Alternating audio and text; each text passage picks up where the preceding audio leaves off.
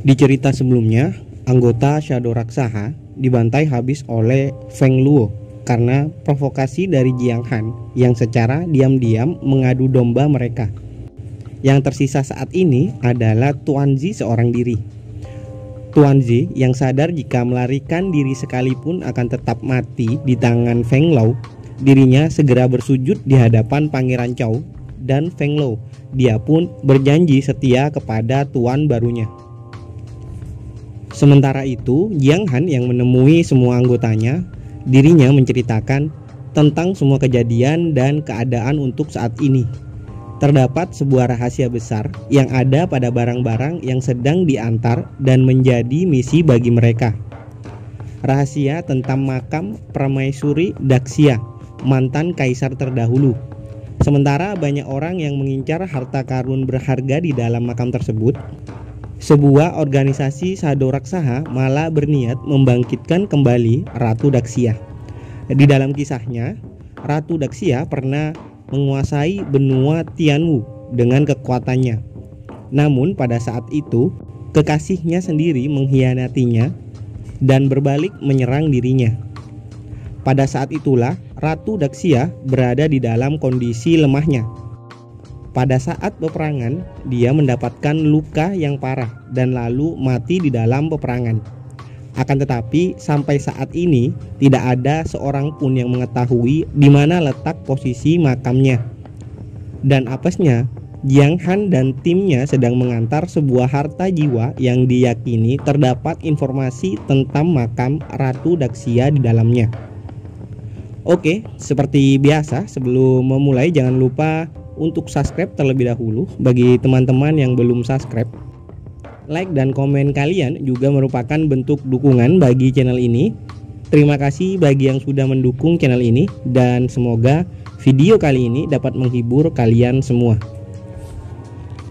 Video kali ini dimulai dengan seorang yang terlihat telah membantai banyak nyawa. Ayo cepat pergi sekarang juga. Aku akan segera mendapatkan harta dari makam Daxia bagaimanapun caranya. Dia bernama Hai Kutian dari Sekte Kaisar Laut sebagai seorang penatua. Kultivasi berada di Ranasain tahap keempat. Kemudian cerita kembali pada Jiang Han. Tempat yang sebelumnya digunakan Jiang Han dan anggotanya kini terlihat sedang disergap oleh Tuan Zi dan Feng Luo. Mereka berdua bersama Pangeran Chou sedang mencari posisi Jiang Han yang diperkirakan berada di sana sebelumnya. Akan tetapi, usaha penyergapan tersebut ternyata telah diketahui oleh Jiang Han dan alhasil mereka bertiga masuk dalam jebakan yang telah disiapkan oleh Jiang Han. Jiang Han dan yang lain terlihat masih bersembunyi tidak jauh dari gunung berapi. "Saudara Han, aku punya sebuah rencana," ujar Jiang Han kepada Han. Pangeran dan rombongannya terkejut setelah melihat kedatangan Hai Kutian dari Sekte Kaisar Laut dan di sebelahnya bernama Ye Tao. Tuan Zi langsung berkeringat dingin melihat orang dengan Ranasain lainnya datang ke tempat tersebut. Di sini diketahui jika Tuan Zi berniat untuk menghancurkan harta yang tengah dibawa oleh kelompok Jiang Han. Dia berpura-pura berkhianat pada anggota Shadow Raksaha. Pangeran Chou langsung tersulut emosi. Sepertinya mereka, Pangeran Chou dan Ye Tao, mempunyai hubungan yang tidak baik sebelumnya. Sedikit adu bacot terjadi di sana. Dua kelompok ini datang dengan tujuan yang sama, yaitu mendapatkan harta karun milik Daxia. Di sini, Yu Tao mencoba mencari keberadaan Jiang Han namun gagal. Hal itu dikarenakan aura dari gunung berapi yang terlalu kuat. Lalu setelahnya, Yu Tao memukul tanah di sana dengan sangat keras. Dia tidak berniat untuk menyerang kelompok dari Pangeran Chou. Akan tetapi dia berniat merusak aliran magma di gunung berapi hingga meletus. Karena pukulan milik Yu Tao, kini magma di sana menyembur secara acak. Dan hal itu membuat Jiang Han dan anggotanya berlari dan kabur untuk menyelamatkan diri dari semburan magma. Pelarian Jiang Han langsung disadari oleh mereka semua. Di saat Seperti ini, dua kelompok ini masih saja ribut mengenai siapa yang akan mendapatkan harta dari makam Daxia. Di sisi lain, Tuan Ji yang melihat kesempatan itu, dirinya segera bersiap menghancurkan harta yang dibawa oleh Han. Dia menembakkan teknik panah hantu miliknya dan mengarahkannya pada Han. Di sini sebenarnya Wei dapat menyadari serangan tersebut, tetapi dirinya tidak dapat menghentikannya. Alhasil, Han terkena teknik anak panah hantu milik Tuan Ji.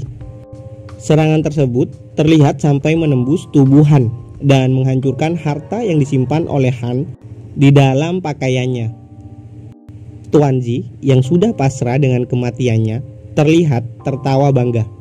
Akhirnya rahasia itu berhasil aku hancurkan, dan sekarang sudah tidak ada lagi orang yang bisa mengganggu kebangkitan Ratu Daxia.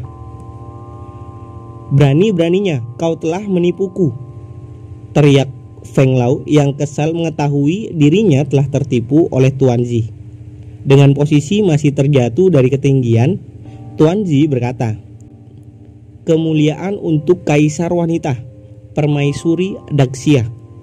Feng Lao segera menangkap Tuan Ji yang terjatuh dan menyiksanya untuk mengatakan rahasia lain yang disimpan oleh organisasi Shadow Raksaha tentang makam dan harta karun Daxia. Yu Tao menyadari jika kelompok Jiang Han berasal dari aliansi pedang darah. "Apa yang sebenarnya terjadi pada kalian, saudara aliansiku?" tanya Yu Tao. Jiang Han yang baru mengetahui jika sekte Kaisar Laut beraliansi dengan asosiasi pedang darah segera menghentikan teman-temannya untuk tidak pergi lagi. Luo yang polos langsung berlari mendekat pada Yu Tao. "Halo saudara aliansi, kami butuh bantuan kalian sekarang. Aku dan Penatua Hai kebetulan lewat dekat tempat ini, lalu aku merasa aura dari gunung berapi yang tidak normal.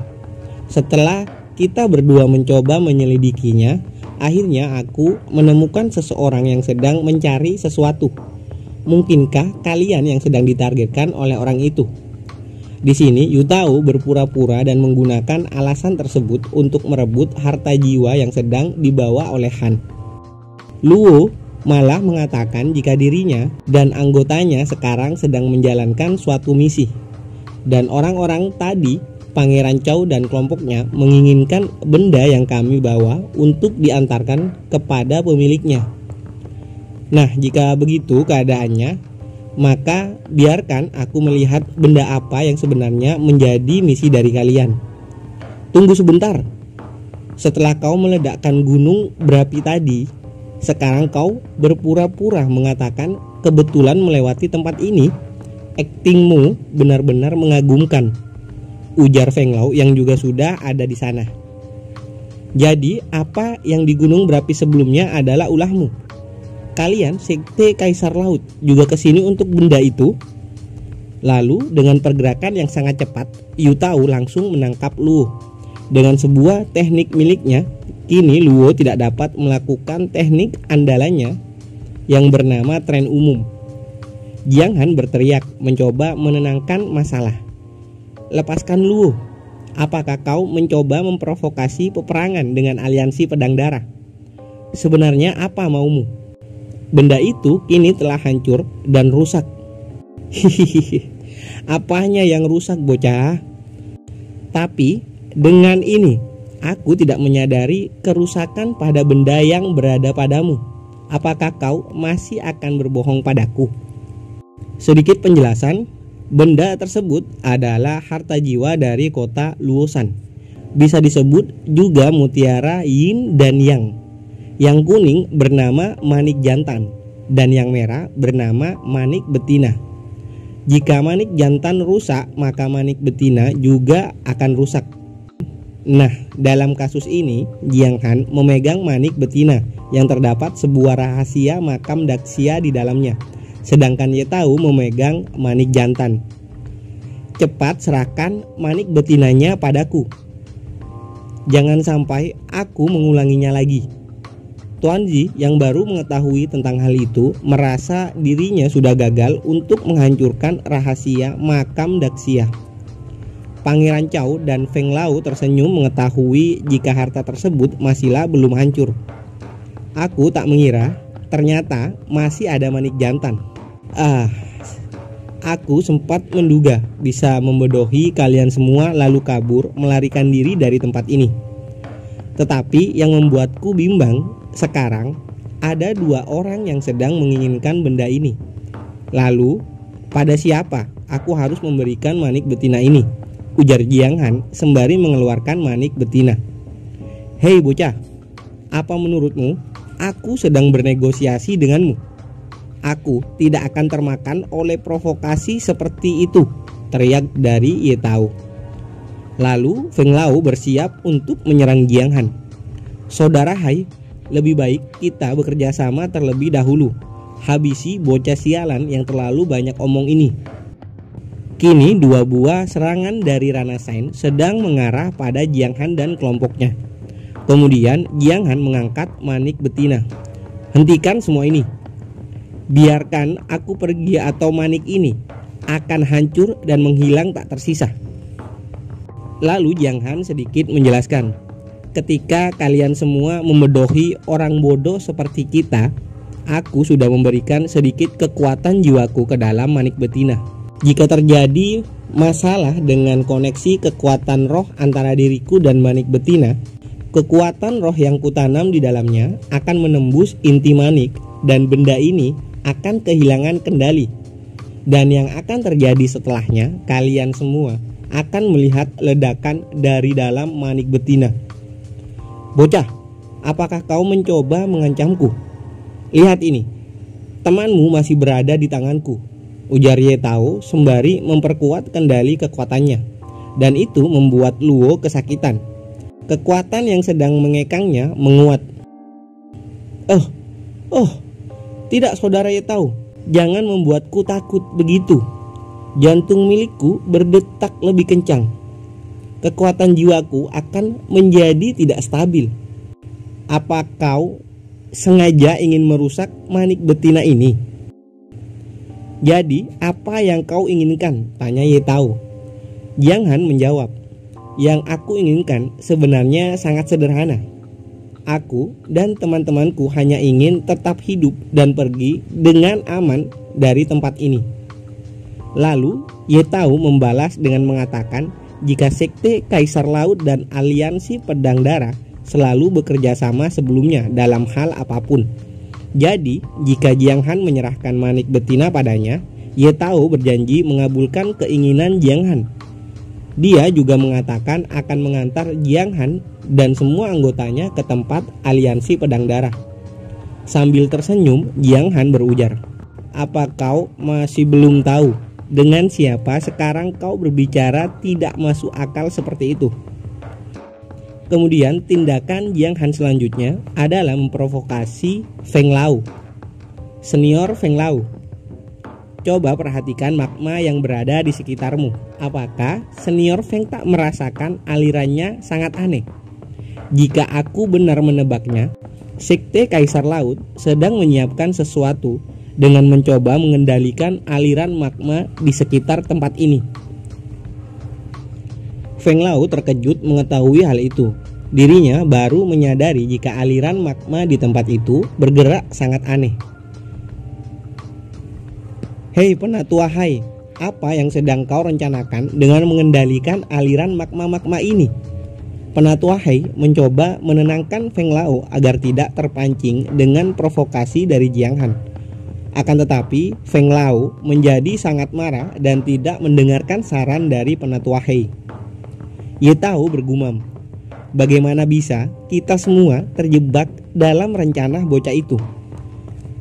Apakah jika aku menempelkan paksa manik jantan kepada manik betina saat ini, bisakah dengan itu aku mendapatkan informasi rahasia yang berada pada manik betina?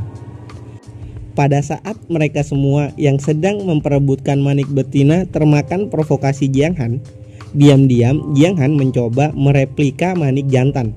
Di sini tidak dijelaskan bagaimana cara Jiang Han meniru dan mereplika manik jantan ini. Akan tetapi yang terjadi setelahnya, Jiang Han berhasil membuat manik jantan lainnya. Dan setelah manik jantan terbentuk, sebuah kekuatan terkoneksi pada manik betina. Lalu setelah berkoneksi, kekuatan tersebut masuk ke kepala milik Jiang Han. Jiang Han berhasil membuka manik betina. Sebuah gambaran muncul di pikiran Jiang Han. Itu adalah informasi rahasia makam permaisuri Daxia beserta harta karunnya. Jiang Han terkejut dengan kejadian yang dialaminya. Itu benar-benar muncul. Informasi itu benar-benar ada, gumam Jiang Han dalam hati. Di sisi lain, manik jantan yang berada di tangan Ye Tao bergetar. Ye Tao langsung mengerti jika manik betina sedang dibuka. Dengan cepat, Yu Tao melesat ke arah Jiang Han.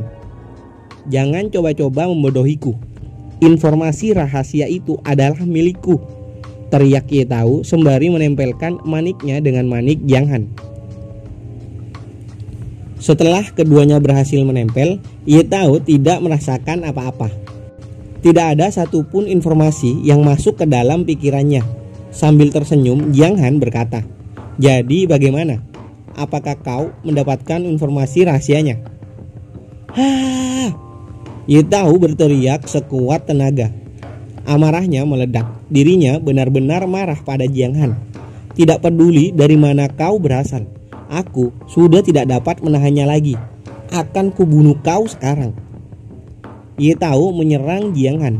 Dia juga berniat menghancurkan manik yang berada di tangan Jiang Han. Di sisi lain, Wei segera melesat ke arah Jiang Han. Sebuah tebasan Wei keluarkan untuk menyerang Ye Tao. Dan ternyata hal itu berhasil memukul mundur Ye Tao hingga menjauh dari tempat Jiang Han. "Hei Yun Pan, coba lihat ini. Aku berhasil menyelamatkan manik jantan miliknya." Lah, Jiang Han menjadi kesal mengetahui Wei datang bukan untuk menyelamatkan dirinya, tetapi Wei datang hanya untuk merebut manik-manik Ye Tao. Xiao yang melihat Ye Tao meninggalkan Luo, dirinya segera menyelamatkan Luo dan pergi menjauh dari tempat tersebut. Penatua Hai juga langsung bertindak. Dia mengeluarkan aura intimidasinya yang berada di ranah Sain tahap keempat. Feng Lao mencoba berbicara pada Jiang Han. "Apa kau sengaja memulai masalah dengan orang yang berada di ranah Sain secara langsung? Apakah kau merasa bisa menahan tekanan yang seperti ini?" "Berisik, kalian semua terlalu meremehkanku. Aku tidak mengambil informasi dari manik betina untuk melarikan diri dari tempat ini. Ruksue, tolong bantu aku. Aku sudah menyiapkan hadiah kejutan untuk mereka semua." Kemudian Jiang Han mensumon jiwa naga raksasa berjira emas miliknya. Tubuh jiwa dari alam semi ranah Sain. Jadi bukan kekuatan asli ranah Sain, sebuah kekuatan yang mirip dengan ranah Sain. Pangeran Chao juga tidak percaya dengan apa yang dilihatnya. Dia baru mengetahui jika di aliansi pedang darah ternyata ada orang yang mempunyai kekuatan penghancur yang mengerikan, meskipun orang tersebut berada di ranah Wuho tahap keempat. Beralih lagi pada Penatua Hai. Ini sangat kuat, tetapi tidak akan berguna di hadapanku yang berada di ranah Sain tahap keempat. Lalu Penatua Hai mengeluarkan serangan besar pada naga jirah emas milik Jiang Han. Dengan serangan sebesar itu, jiwa naga berjirah emas langsung menguap seperti asap dan menghilang. Sesuatu juga terlihat meledak menjadi kepingan-kepingan kecil. "Rencanaku berhasil. Kegunaannya sudah berakhir. Terima kasih banyak," ujar Jiang Han sambil tersenyum. Terlihat serpihan-serpihan kecil kemudian terbang dari tempat tersebut dan menyebar ke semua arah. Feng Lao yang berada tidak jauh dari tempat Jiang Han menyadari sesuatu. "Jangan katakan jika kau telah..." Sial, anak ini menggunakan pecahan zirah emas milik jiwa naganya untuk mengirim berita informasi rahasia tentang makam Kaisar Daxia. Pecahan tersebut juga sampai di tangan Kakak Yu. Ini adalah kekuatan roh milik Jiang Han. Informasi tersebut dapat diterima oleh siapa saja, bahkan hewan sekalipun. Pecahan-pecahan itu berisikan suara milik Jiang Han. Bagi yang mendengar informasi ini, tolong sebarkan berita besar ini. Berita yang akan menggemparkan semua yang berada di benua Tianwu. Harta karun rahasia tertinggi milik kaisar terdahulu, Permaisuri Daxia. Saat ini, harta tersebut tersembunyi di hutan belantara bagian utara Aliansi Pedang Darah. Pada saat ini, Paviliun Qianlong dan Sekte Kaisar Laut sedang mengepung kami sebagai anggota Aliansi Pedang Darah. Kembali pada Jiang Han. Saat ini, dia sedang berbicara pada Penatua Hei. Senior, tolong jangan buru-buru pergi dari tempat ini. Banyak orang sudah berangkat ke tempat ini. Hihihi. Ya, siapa juga yang ingin pergi? Aku akan segera mengakhiri kerja kerasmu sampai kau mati. Melihat Penatua Hai sedang menyiapkan sebuah serangan untuk dirinya, Jiang Han mencoba menjauh dari Penatua Hai. Sial, aku sudah banyak kehilangan kekuatan jiwa saat ini. Aku hanya bisa menggunakan trik itu sebelumnya. Maksudnya trik menyebarkan informasi. Dan aku juga tidak tahu berapa lama itu akan bertahan. Lalu tiba-tiba sebuah pedang melesat mengarah pada Penatua Hai. Pedang tersebut menghancurkan teknik yang sedang disiapkan oleh Penatua Hai untuk menyerang Jiang Han. Jadi begini kelakuan Sekte Kaisar Laut pada Aliansi Pedang Darah, ujar dari Ye Chang. Diketahui jika pria ini bernama Yi Changge. Kultivasi berada di puncak Ranasen atau Ranasen tahap ke-9 akhir. Dan si wanita ini adalah si blonde yang di awal-awal bertemu dengan Jiang Han dan memberikan Jiang Han token Black Iron. Ternyata si pengarang komik memperkenalkan nama si blonde setelah 100 chapter lebih. Admin juga baru mengetahui jika si blonde bernama asli Lin Wusang, Ranasen tahap pertama dari keluarga bangsawan. Mereka berdua adalah anggota Aliansi Pedang Darah. Jiang Han lega dengan kedatangan dua orang tersebut. Setelah melihat dengan seksama, di sini Jiang Han menyadari jika wanita tersebut adalah orang yang dulu memberikan token padanya. Pangeran Chou juga terkejut mendengar nama Yi Changge. Ye Tao bergumam, Yi Changge, peringkat 3 dalam daftar Yong Eagle, seorang jenius yang menerobos Ranasen pada usia 20 tahun. Bagaimana dia bisa berada di sini? Penatua Hai sangat kesal dengan kedatangan kedua orang tersebut, dikarenakan salah seorang di antara mereka kultivasinya berada di atas kultivasi Penatua Hai. Lalu sembari memberi hormat, Ye Tao beralasan jika dirinya berada di tempat tersebut hanya untuk membantu Paviliun Qianlong atau membantu Pangeran Chou untuk menangkap pemberontak dari organisasi Shadow Raksaha. Kemudian Ye Chang menanyakan kebenaran dari perkataan Ye Tao kepada Feng Lao. Dan parahnya, Feng Lao juga membenarkan alasan tersebut. Feng Lao terpaksa mengikuti alasan dari Ye Tao agar terhindar dari masalah. Si blonde admin panggil ke depannya dengan sebutan Lin Wu. Oke, lanjut. Akan tetapi di sini Lin Wu memiliki pandangan berbeda. Dia mengatakan jika orang-orang yang berada di sana hanya bisa menghindar mengetahui jika ada orang yang jauh lebih kuat dari mereka semua. Jadi, jika alasan kalian sudah selesai, kami akan mengambil dan membawa orang-orang kami. Semua anggota Aliansi Pedang Darah akan kubawa pergi dari sini. Dengan begitu, Jiang Han dan anggotanya akhirnya dapat pergi dari tempat tersebut.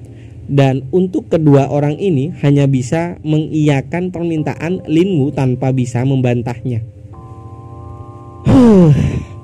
Oke, selesai dulu episode kali ini. Besok libur kayaknya. Ya kalau ada waktu upload malam ya kalau ada waktu. Oke, terima kasih, sampai jumpa.